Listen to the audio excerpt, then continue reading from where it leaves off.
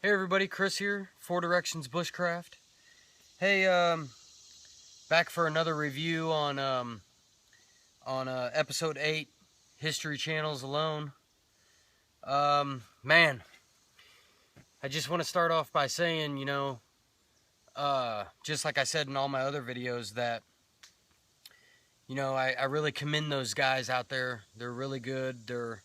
They really know their stuff.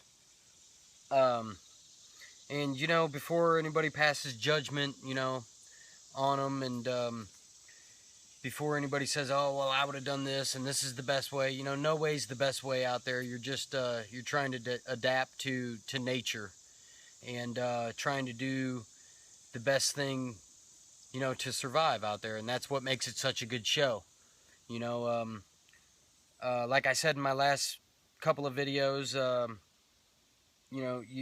you don't know until you're out there what those guys are going through, so we can only speculate. And again, these are just my thoughts, some of my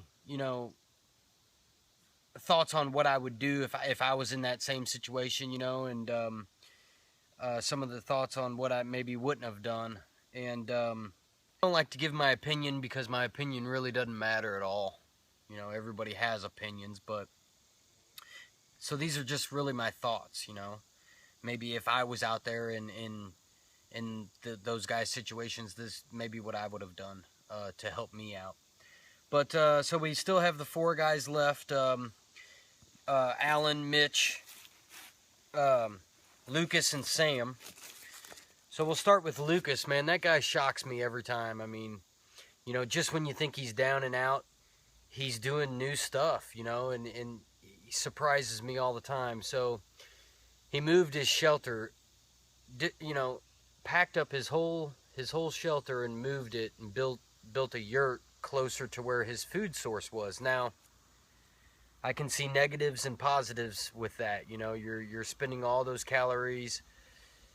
It's getting really cold out there, so he's doing it all in, the start of winter there, or,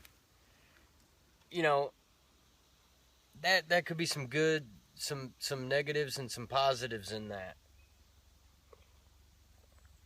I understand that he's adapting to what he's being faced with out there, which is, what you're supposed to do. So he's moving closer to his food source. He spent a night without shelter, without a roof above his head, because of that. And he seems to be adapting and overcoming. I mean, when I first saw that, I was like, oh man, this guy is crazy, but it worked out for him. He built that yurt, which is really good. Lots of smoke in that thing, though. Oof, I don't know if I could have dealt with that, but he's looks like he's going to adapt to that as well. He's going to build an umbrella above it, keep the rain out, let the smoke out. So that's really good. He's closer to his food source, and then he's building a string. He's building like a little primitive guitar, which I think is brilliant. I mean, like I said, that guy shocks me. He's something else. He's hardcore, that guy. So he's building himself a stringed, a stringed instrument to pass the time out there. I mean, he looks like he's gonna stay for the long haul now. I mean, it's surprising, because last show he was, he goes up and down. Last show he was really depressed and down and crying, thinking, he wasn't gonna make it at all, and now he's got a new shelter.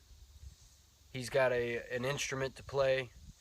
It looks like he has a little drying rack above his fire and everything for his boots and everything. He's got that fire reflector made out of stones, and that's something I wanted to bring up.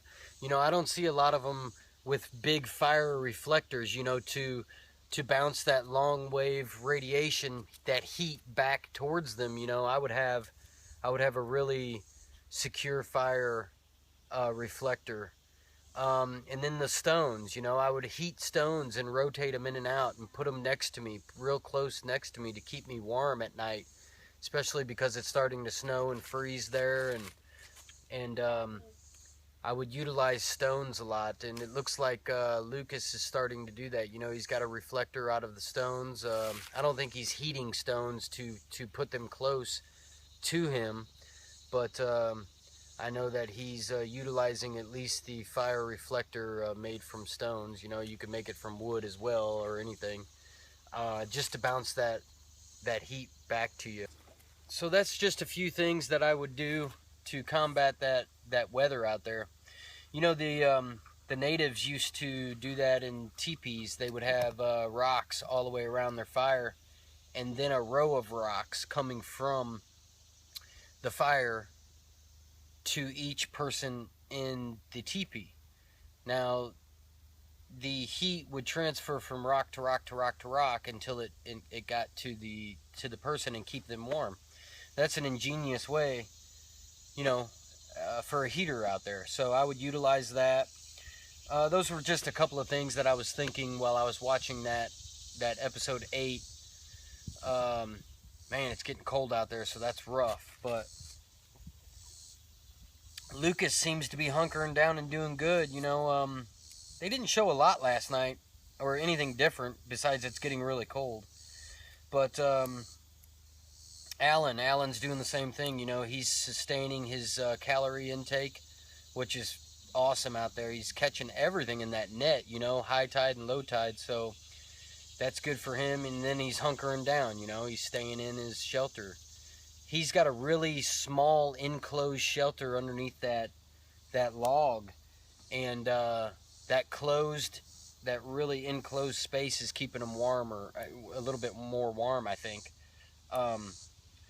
So the smaller shelter you have, the better as far as warmth. That's why I like that yurt that Lucas put up. That was a pretty good idea, even though it was risky moving his whole camp, you know, at that time.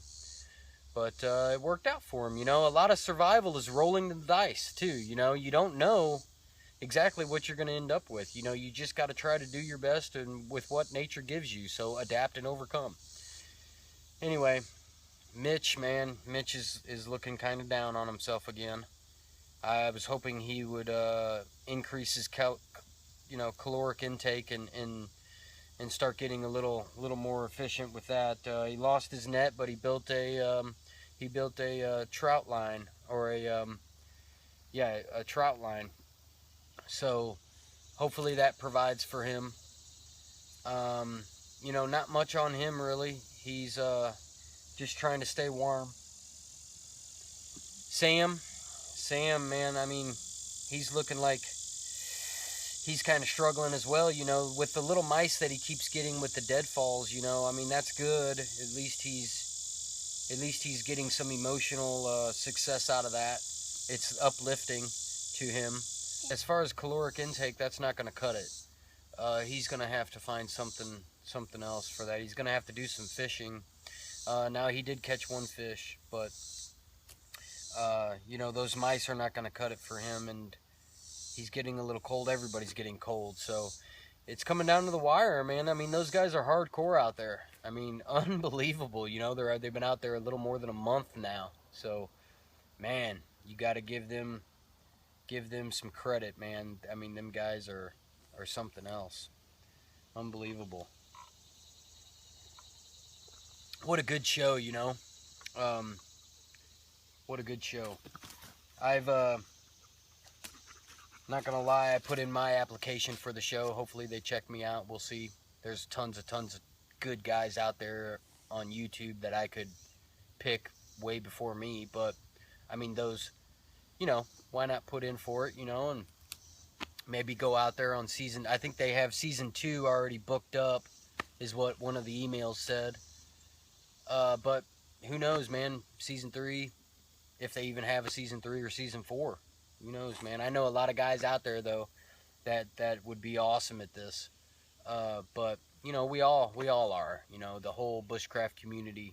All right, so on a couple of my past videos, I made a couple of mistakes. You know, they had that after the rescue video before episode 8.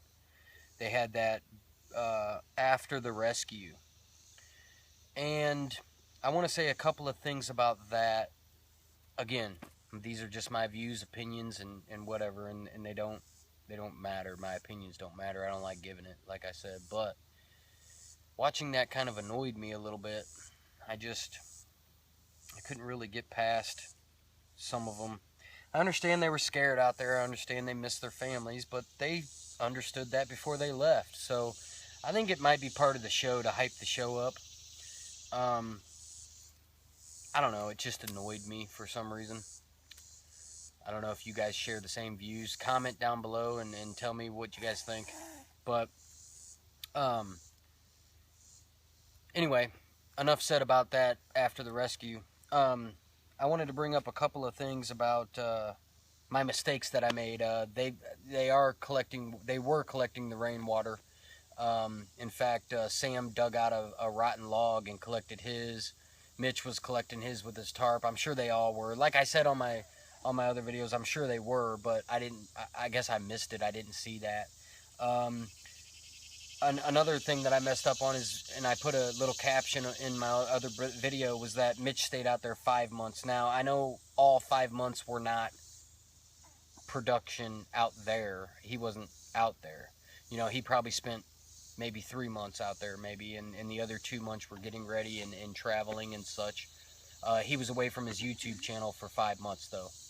Anyway, I just wanted to correct myself on those, you know, and all these views are just my thoughts, you know. I mess up too, and a lot of guys correct me on YouTube, so that's awesome. Keep commenting, and because I love to read them, and I love your guys' responses and ideas. And I learn from them all, so that's awesome. And that's what this is all about. So, you know, I'm no expert, that's for sure. I never claim to be and never will be. I just love being out here in the woods, and I love trying to become one with the woods. It's a heck of a challenge, I'll tell you that. So, again, just my thoughts on episode 8. Not much to pass along. It's getting freezing cold out there. Those guys are amazing for not tapping out already. And can't wait for episode 9.